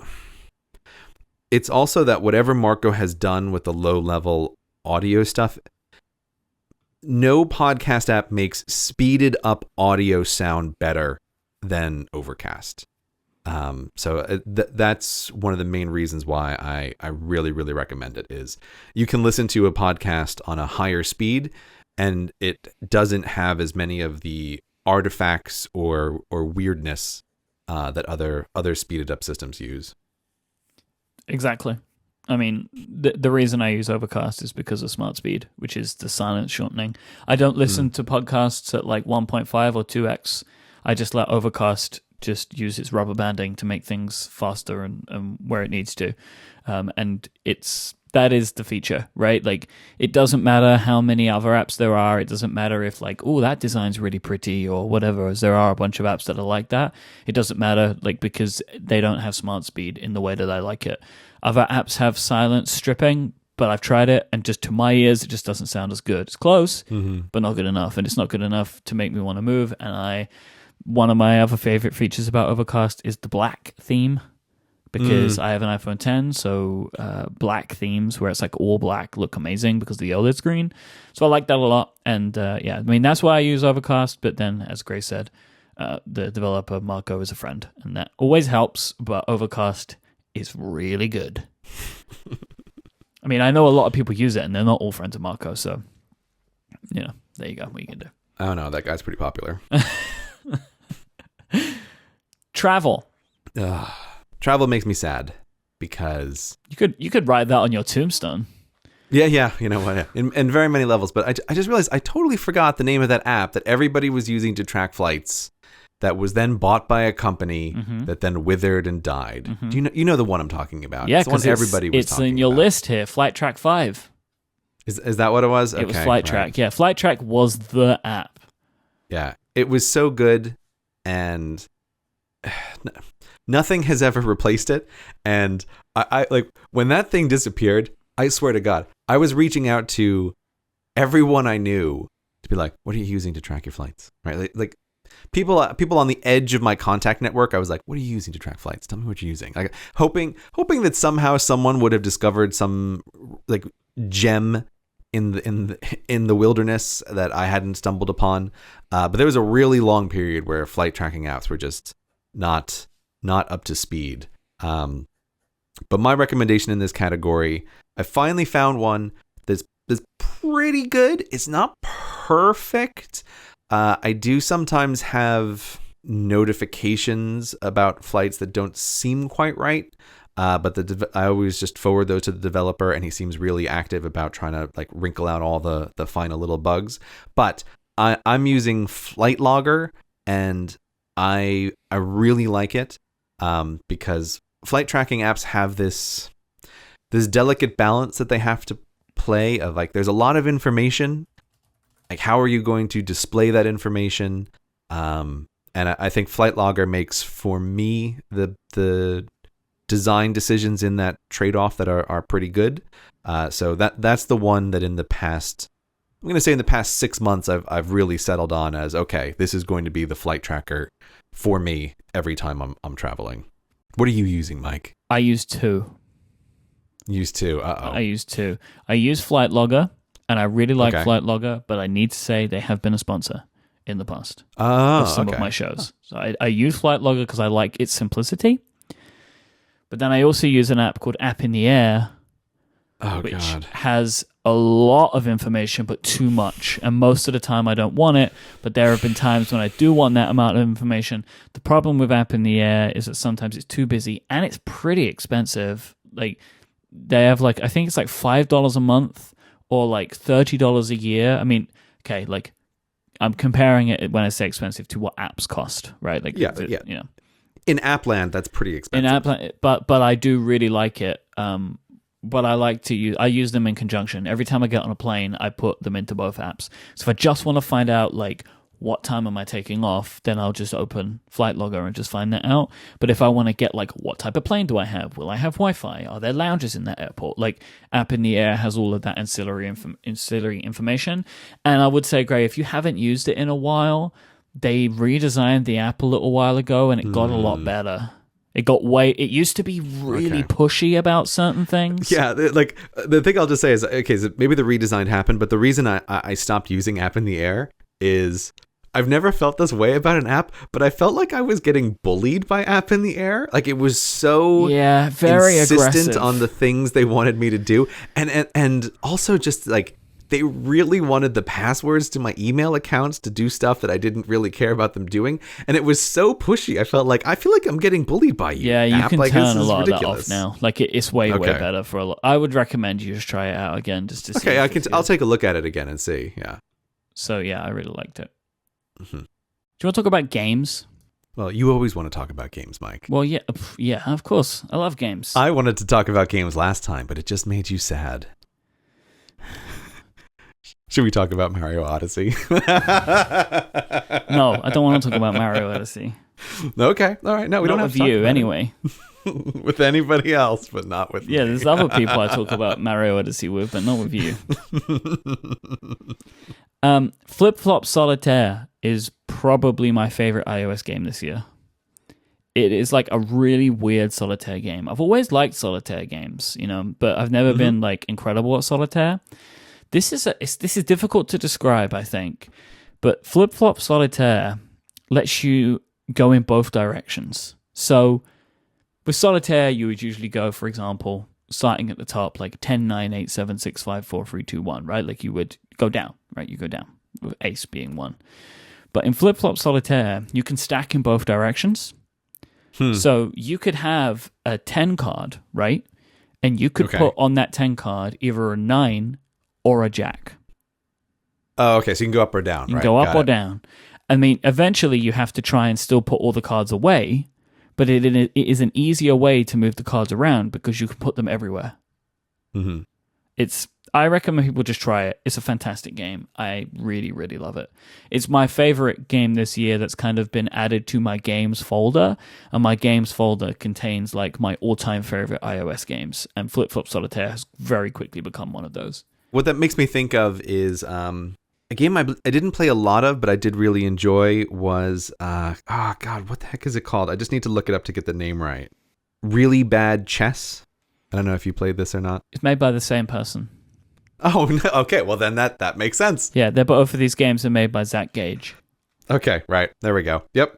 But like I had fun with Really Bad Chess. The premise there is I used to play chess a lot when I was a kid.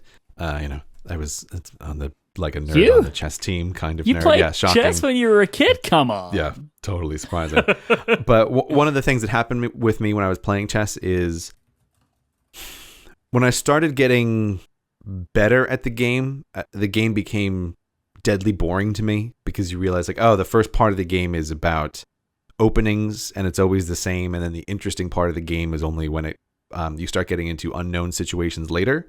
And Really Bad Chess is super fun because it starts out with the beginning locations of all your pieces are just randomized, and it made the game it made chess fun to play again. And I think it's the same thing like what you're talking about with Flip Flop Solitaire, where the designer is tweaking the rules of the game to make the game more fun to play. Yep. And so like I really enjoyed Really Bad Chess. And like if you have ever played chess and left it behind, this is at the very least you will have an enjoyable afternoon playing Really Bad Chess. It was a lot of fun. So what games have you been enjoying? Are they recent? Are they old? Here's the thing when I was thinking about games this time, because my old article, it's like, ooh, I have a bunch of games to recommend people that are recent games. But I tend to go in phases in and out of games where it's like I play a lot in a condensed period of time, and then I go for a while and I don't play very much. And I feel like there's a bigger meta cycle that has happened in my life, which is that this year has been a relatively low gaming year for me overall. So I feel like I don't have an enormous number of games that came in. Like I did get the Switch. So I'm going to just mention 3 because I've mentioned them before, so I can do it very quickly. But I have come to think of these games as my holy trinity of games. These are the games that have stuck with me the longest, that I have played the most, and that have 3 very distinct roles in my life. Can you guess what the first one is, Myke? What might it be? It's truck simulator game. Oh, right? right. Yes, sorry. I was like, yeah, okay. Mm-hmm. Yeah, of course, right? We've talked about it a million times. Truck simulator, American Truck Simulator in particular. Absolutely love it. And that is my brain dead game. It's great. Many hours put into it. it. I was thinking about iOS, and obviously there's no help there. No, there's no help there. No. I have a very, very good Mac gaming rig. But then on top of that, I mentioned them before, but I'll just mention them now again. Factorio and Rimworld are the two other games that I absolutely like. And I don't know if I've heard ever anybody use the phrase absolutely like. Yeah. No one says that. You absolutely love something or you like it. You don't absolutely like it. I guess I do absolutely like these games.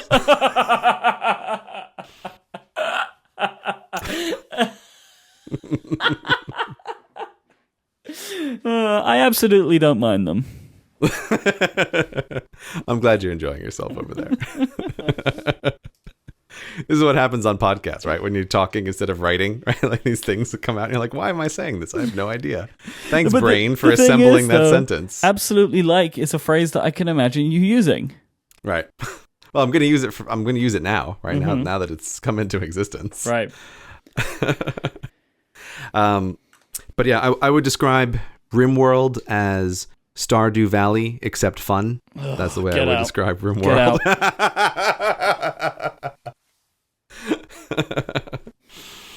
And Factorio is a game where if you have any programmer inclinations at all, Factorio might be dangerous for you to try. But it is deeply involving, and they've just put out a new version in time for Christmas, which I'm really, really trying to prevent myself from even looking at until I have finished all the work that I need to do until Christmas season arrives. Because as soon as I open that up, it's like, okay, well, here go a bunch of hours. But those have been the stable 3 Holy Trinity games for me for a long time now, and I think they are just great, solid games. In very different areas, so I really like them, and I don't have a bunch of new recommendations this year, so I'm just going to re-recommend those. I am gonna give you a very super quick, just give you the names of my iOS gaming Hall of Fame. 3s: Alto's Adventure, Stagehand, Domino Drop, and Mini Metro. They are my favorite. They are my favorite iOS games of all time, and Flip Flop Solitaire joins them. Like, they are the games that I always keep installed on my iPhone. They are perfect iPhone games. Yeah, Alto's Adventure, I can definitely recommend. That's really fun and beautiful. Like, the art style in Alto's Adventures is great. And Mini Metro, I never played it on iOS. I played it when it came out on Steam when it was in early access. And that is, I think that's a great example of a game that is simple but involving. And one of the things that I really like about Mini Metro is it's a game where you always lose, but you don't mind. It's very Tetris-like. Like, the complexity just keeps scaling up, and you're doing a very simple thing, and you're always going to lose. It's just a question about how long can you go on before you lose. So yeah, I'm also going to really recommend Mini Metro. So there are a couple of categories that I think we could condense into miscellaneous. Yeah, I think we can do a lightning-ish round in miscellaneous. All right, you go first. I'm going to mention the last service, I think, which is Dropbox as a miscellaneous one. You know, I kind of forget, because it's just there. Yeah, it's just there. But Dropbox is the file system for me for everything. And it's the way that I keep my work managed across different devices, different operating systems. It's the absolutely vital underpinning of almost everything I do. And I upgraded to Dropbox Business this year so that I could use their new features like not selective syncing, but the thing where you can have... Infinite? What is it called? It's what was originally called Infinite, but they gave it a new name. It was originally called Dropbox Infinite, which is an amazing name. And then they changed it to something else, and I can never remember what the new name is because it's boring. But it is Dropbox's version of what iCloud Drive tries to do, which is like, we can show you all your files, and then we'll just download them as needed. Except unlike iCloud Drive, which is terrible and caused me an enormous number of frustrating problems when I went to use it. Is it Smart Sync? No, because Smart Sync is the thing that just hides the folders. No, that's Selective Sync. Maybe it is. Maybe it is either Smart or Selective Sync. Yeah, I think it's Smart Sync because it says on the website, access every file in your Dropbox right from your desktop using very little hard disk space. Yeah. Okay, yeah, you're right. I'm looking at it now. Here it is. It's Smart Sync. But it is great to be able to designate a folder as to say, like, this folder always has to be on the computer and up to date. And then this other folder, you can push it to the cloud. And if I ever need to access it, just download it as fast as you can. And also, in the theme of communicating with lots of other people, Dropbox, I have, shared folders with like 10 people on various things. Just so vital. And to give you an indication of just how vital it is, my Dropbox folder, if I open it up now, okay, my Dropbox is 73.6% full on a 15 terabyte Dropbox account. What? So I am using a lot of Dropbox. Are you storing the internet in there? What are you doing? That's huge. That Smart Sync is pretty vital. I mean, as somebody who has a shared Dropbox folder with you, I am very aware of the fact that you don't like to delete anything ever. And there is like some pretty severe selective syncing that we have to do. Otherwise, here's the thing. I don't do any selective syncing because with the Dropbox business thing, like the Cortex stuff is all just there, and I never even look at it. Yeah, well, I have to because I don't have that feature. I pay for one of the paid plans, but I don't have the business plans. The nice thing with the business plan thing is that I select Cortex as a file, which is just pushed into the cloud. So all of the Cortex stuff is in the cloud, but I can also say, if something new pops up, so like when we're done recording this show, have the new thing sync locally as quickly as you can. So I only ever have the new ones on the computer locally, and then the rest of it, like I just never even look at it, and it just exists wherever the Dropbox data stores are. Probably, in an NSA facility somewhere. But sure. It's like whatever. It works great, and I need it, so. That's what it's going to be. But yeah, I'm sitting on a 15 terabyte Dropbox account. And you're like 10 terabytes into it. Yeah, it's whatever 73.6% of 15 terabytes is. Wow. Okay. So that's a pretty vital service for me. Let's hope the Smart Sync never breaks. And then just 10 terabytes of stuff tries to get pushed to you. Yeah. That'd be a fun afternoon. That's what iCloud Drive used to do. And exactly. Them. Yeah, well, you never know. Let's just hope that Dropbox have got it together. Yeah. I'm going to recommend one of my very, very, very favorite iOS apps, which is Carrot Weather. Oh, yeah, it's on my list. So good. I love Carrot Weather. It is by far the best weather app that I've ever used for customization and data. Plus, it has this fun character to it, which you can adjust whether you want or don't want it. But I kind of like the jokes that it tells. But the Apple Watch app is just stupendous. And it is an app that is in continual development, and I thoroughly recommend it to anybody that cares about the weather. Yeah, it's the no-brainer choice for weather app, and I turn that personality all the way down because I have no patience for that. But I mean, mine's great. In the middle. I just let it make jokes on the screen. It never bothers me with anything, which is a thing. You can just there's some space where they can just throw some jokes in. And I like that the developer has found a way to update those remotely, and so they're very frequently topical, which is fun, which I enjoy. You enjoy that? I know. Basically, I'm really in the minority amongst my friends, but I just let it do what it's doing. I'm going to recommend next MindNode, which is a mind mapping app, which is the app that I use to put together my thoughts on the list of apps for today. And it's interesting because we did a show a while ago where we both talked about how we don't really use mind maps. And for me, that is still true 99% of the time. Like, I just don't feel like a mind map person. But every once in a while, it feels like there's something I just kind of want to mind map out. I never really use those mind maps later, but there is something that every once in a while I feel like this is the appropriate way to like think through a thing. Or for today, I decided to use the mind map because I figured it's going to be a more condensed way to show all of the information instead of having a list. So this way you, Myke, can just put a screenshot in the show notes and instead of having like a long list thing written out. But if you're going to use a mind map, I think MindNode is the one to use. And particularly on iOS, they have a couple of features that are just fantastic, which allows you to act like you're typing a list, but have it go in mind map format automatically. So when you're on a branch and you've written out the category title, like you just hit space 3 times and then it goes and creates a child branch. And when you're on that child branch and you're done typing, you just hit return 3 times and it creates a sibling branch. So there's a really nice way if you're a very keyboard focused person like myself. It's a super fast mind mapping application to use. So I really like it.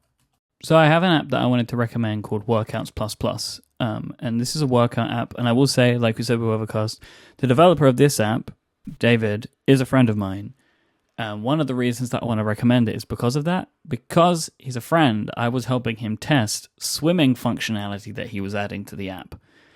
So I got to help tailor it to be the type of design that I want. So it's kind of the perfect app for me when tracking my swims.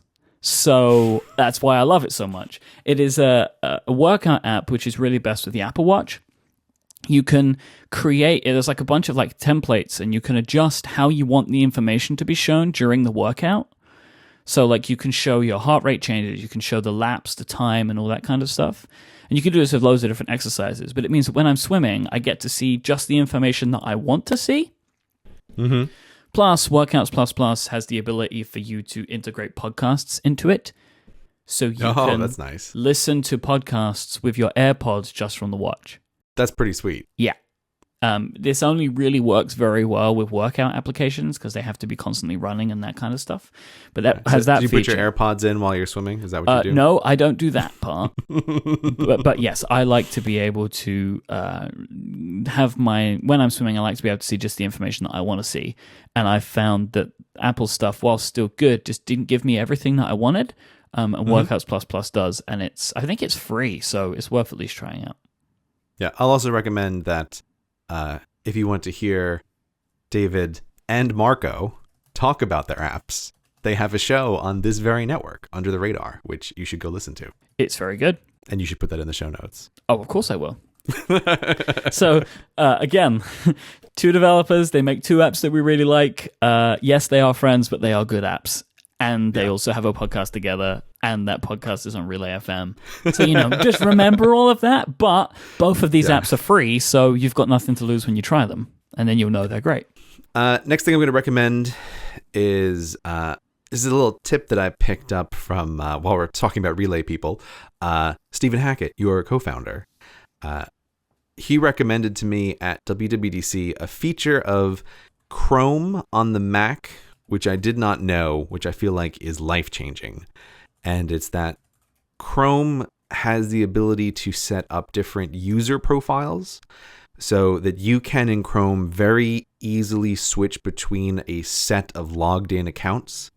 And let me tell you, as someone who's trying to run a YouTube channel and a couple of podcasts and my own personal life, Chrome, when I'm sitting in front of the Mac, is the browser that I'm using the vast majority of the time now. And it is solely because of this feature that I can say, very quickly switch between I am just me as a person and have this web browser logged into all of my personal accounts. And now I am officially CGP Grey, the YouTube person. So here's all of the accounts I need to be logged in for that. And the detail that makes this really, really great that Steven suggested is you can have different custom visual themes for these different profiles. So when I am logged into the most important accounts as the CGP Grey YouTube channel stuff, the whole Chrome web browser across the top is red. Right, so it is not possible to make a mistake about like which account am I logged into.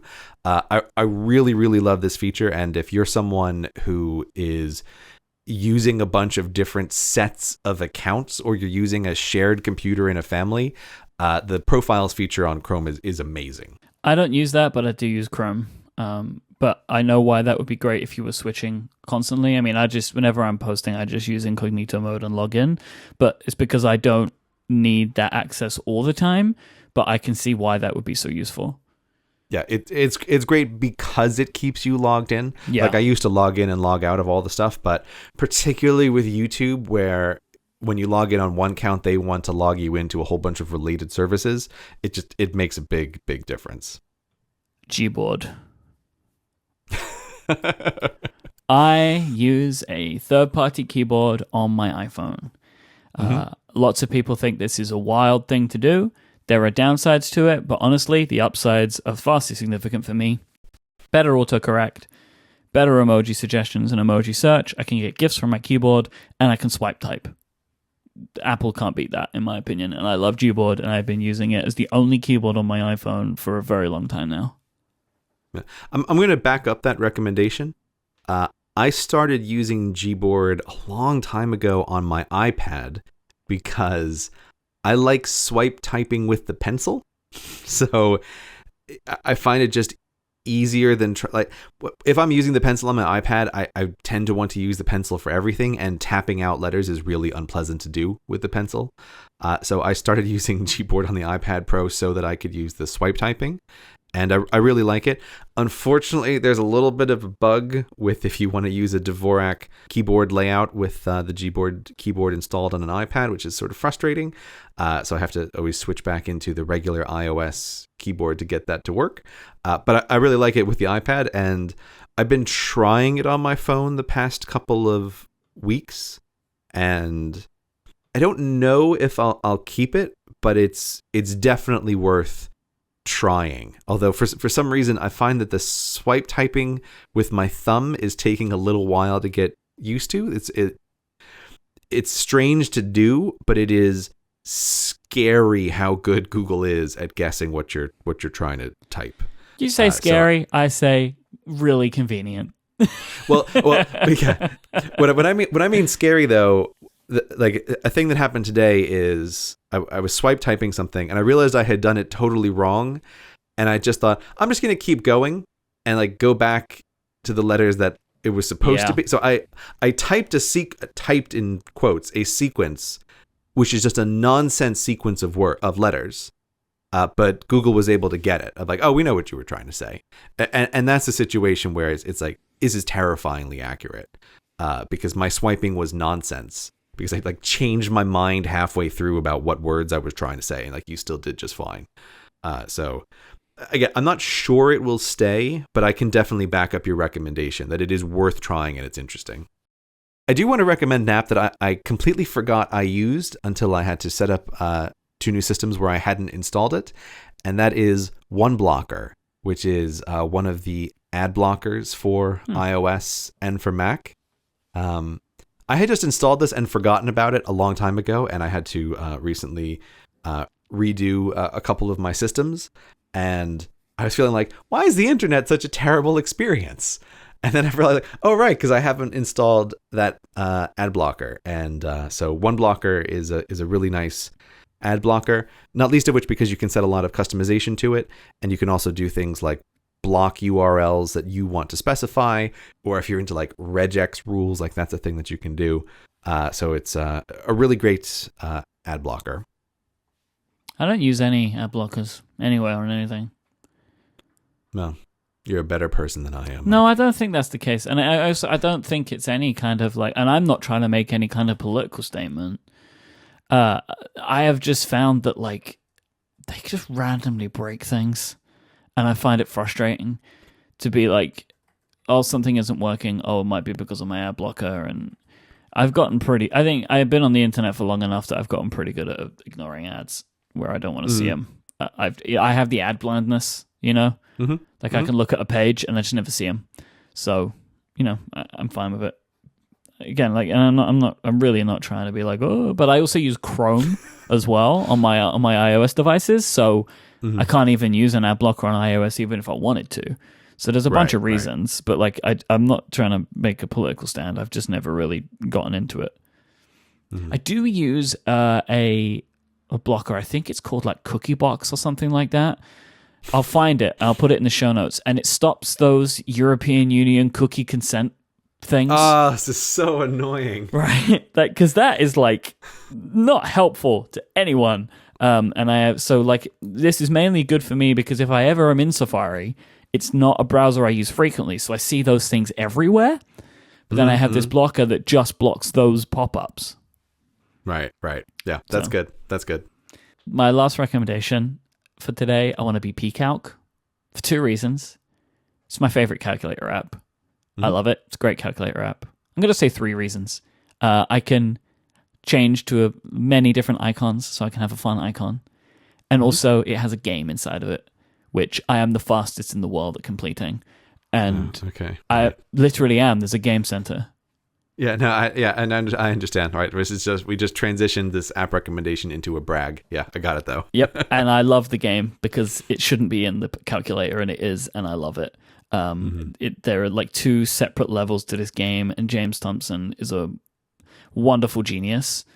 And it's wild. It shouldn't exist, but it does, and I love it. Yeah, it's a great calculator app. It's my calculator app of choice as well.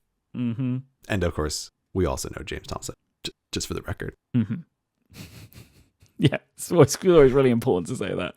We know James. Here's the thing. I don't know. Is it important to say that? I don't know. Do we legally have to say that? I never know. I don't think we do, but I feel like I don't think I legally have to say it, but I feel like I should say it because people might be like, "Oh, I see him interacting with him on Twitter all the time," and and also I think if we don't say it, it could belittle the quality to people, right? So, like, if they work out that we're friends with these people, they'll be like, oh, they're only recommending that because they're friends. But, like, I'm really not. It's an excellent calculator. It's the best calculator. Yeah. But, I don't know how this stuff works. I also don't know, like, are we good now that we've said it this once? And next year, if we mention PCalc again, do we have to mention it again, or are we all set? Well, yeah, because you can't assume that everybody's heard everything, you know? I think we should assume that Cortex listeners have listened to every episode. Well, that's true. But I don't know. I don't know how this is, and I also feel like this might be one of these things that is a meme that just spreads. The idea of like, okay, you legally have to disclose some set of things, but then everybody gets worried that you have to confess the set of like n+1 things, which then just pushes the boundary out further. So I was like, I don't know how this works, but for some reason I kept feeling like anytime we know a developer, like, we got to make it really clear. Oh, they also have a podcast on Relay. Like, I don't know. I really like CGP Grey, but he also bought me lunch one time. So like, what am I supposed to do? Yeah. I don't know at all how this works. To finish up my recommendations, I have a simple recommendation: an app that does one thing very well. That app is called Thunderscape, and it plays thunder sounds in the background. If you're looking for thunder sounds while you're working, Thunderscape is where you want to go.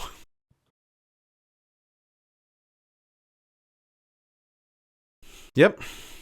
All right, so I don't have to do this again for another 5 years? Is that how this works? No, remember, it's 10 months.